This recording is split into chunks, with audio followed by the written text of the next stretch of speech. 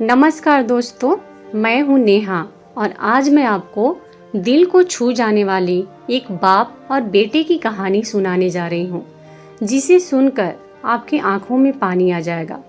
आशा करती हूँ कि आपको ये कहानी जरूर पसंद आएगी। एक छोटी से गांव में एक आदमी रहता था जिसका नाम हीरा था। वह बहुत बूढ़ा हो चुका था। हीरा का एक बेटा था जिसका नाम मनोज था। हीरा ने अपने बेटे की शादी कर दी थी और मनोज अपने परिवार को लेकर शहर में रहता था।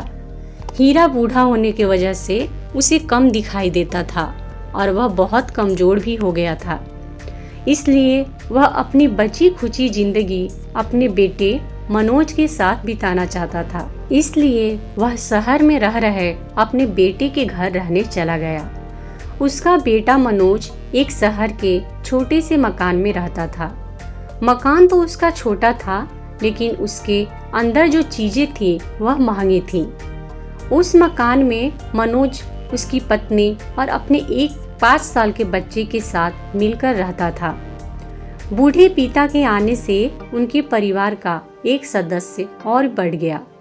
यह पूरा परिवार रोज सुबह शाम डाइनिंग टेबल पर साथ में खाना खाया करते थे। बूढ़ा पिता अपनी कमजोरी के चलते हमेशा खाने की कोई न कोई चीजें नीचे गिराता रहता था और कई बार कांच के बर्तन भी टूट जाया करते थे। कुछ दिनों तक तो बहू और बेटे ने यह सब सहन किया, लेकिन बाद में वे दोनों बूढ़े की ऐसी हरकतों से चिढ़ने लगे और एक दिन बेटे ने कहा कि ऐसा कब तक चलेगा, हमें कुछ करना पड़ेगा। उसकी पत्नी भी इस बात से सहमत हुई। अगले दिन बेटा कहीं से एक पुराना मेज लेकर आया और घर के एक कोने में उसे लगा दिया और अपने पिताजी से कहा कि आप यहीं पर बैठकर खाना खा लिया कीजिएगा। उन्होंने एक लकड़ी का बर्तन भी बनवाया जिसमें वे अपने बूढ़े माँ बाप को खाना देने लगे। अपने कांच के कीमती बर्तन बचाने के लिए अपने बूढ़े बाप को लकड़ी का बर्तन देने में उन्हें जरा भी शर्म नहीं आती थी।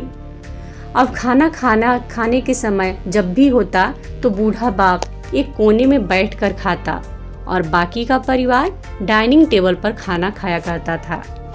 डाइनिंग टेबल पर बैठे बैठे दोनों पति पत्नी कभी कभी अपने बूढ़े बाप की तरफ देख लिया करते थे। बूढ़े बाप की आंखों में उन्हें आंसू भी नजर आते, मगर उन पर जैसे कोई असर ही नहीं होता था। बूढ़े का पोता भी यह नजारा हमेशा देखता रहता था और वह अपने में ही खोया रहता था। एक दिन जब पत्नी डाइनिंग टेबल पर बैठकर खाना खा रहे थे तो उनका बच्चा जमीन पर बैठकर कुछ कर रहा था। उन दोनों ने बच्चों के हाथ में लकड़ी का टुकड़ा देखा, लेकिन उन्हें कुछ समझ में नहीं आया कि बच्चा लकड़ी के टुकड़े के साथ क्या कर रहा है। जब बच्चे के पिता ने पूछा कि बेटा आओ खाना खा लो, तुम नीचे बैठकर क्या कर रहे हो, तब बच्चे ने भोलेपन से कहा, अरे मम्मी पापा, मैं आप दोनों के लिए लकड़ी का बर्तन बना रहा हूँ ताकि आप लोग बूढ़े हो जाओगे तो मैं इस बर्तन में आप लोगों को खाना दे सकूं। अपने नादान बेटे द्वारा दी गई यह सहज बात दोनों के दिल में तीर की तरह उतर गई। दोनों एक दूसरे का चेहरा निहारने लगे। बिना कुछ कहे ही दोनों की आंखों में पानी आ गया और उन्हें अपने भविष्य की किताब अपनी आंखों के सामने खुलती हुई नजर आई। उन्हें समझने में ज्यादा देर नहीं लगी कि अब उन्हें आगे क्या करना पड़ेगा। अगले दिन कमरे के कोने से वह पुराना मेज हट गया और बूढ़ा पिता बाकी का परिवार साथ में मिलकर फिर से खाना खाने लगे। बूढ़े की कमजोरी की वजह से हो रही गलतियां भी अब किसी को नहीं चिढ़ाती थी, क्योंकि उनको डर था कि हमारा बच्चा भी यही देखकर सीख रहा है तो वो भी हमारे बुढ़ापे में हमारे साथ ऐसा ही करेगा। क्योंकि ये 100% सत्य है दोस्तों कि आप जैसा भी करोगे आपके बच्चे वही सीखेंगे और आपके साथ भी यही करेंगे जो बच्चे देखे होंगे। इसलिए आप अपने बच्चों को हमेशा अच्छी चीज़ें सिखाएं, उनके सामने हमेशा अच्छे से ही बात करें। क्योंकि अगर आप बच्चों के सामने अच्छा करेंगे तो बच्चे अच्छी चीज़ें सीखेंगे, और अगर उनके सामने कुछ गलत करेंगे तो बच्चे भी वही गलत चीज़ें सीखेंगे। दोस्तों, जब आप बच्चे रहते हो तो आपके माँ बाप बहुत कुछ सहन करते हैं, बहुत सारी तकलीफ़ें झेलते हैं। आपको खाना खिलाते समय कितनी बार आप अपने माँ बाप के कपड़े गंदे करते थे, उनकी गोद में आप सुसु पॉटी सब कर देते थे। खेलते समय आपने ना जाने कितनी कीमती चीज़ें तोड़े थे, लेकिन आपके माँ बाप आपको कभी कोई तकलीफ़ नहीं दी। और भी बहुत सारी बातें हैं जो माँ बाप आपके लिए करते हैं।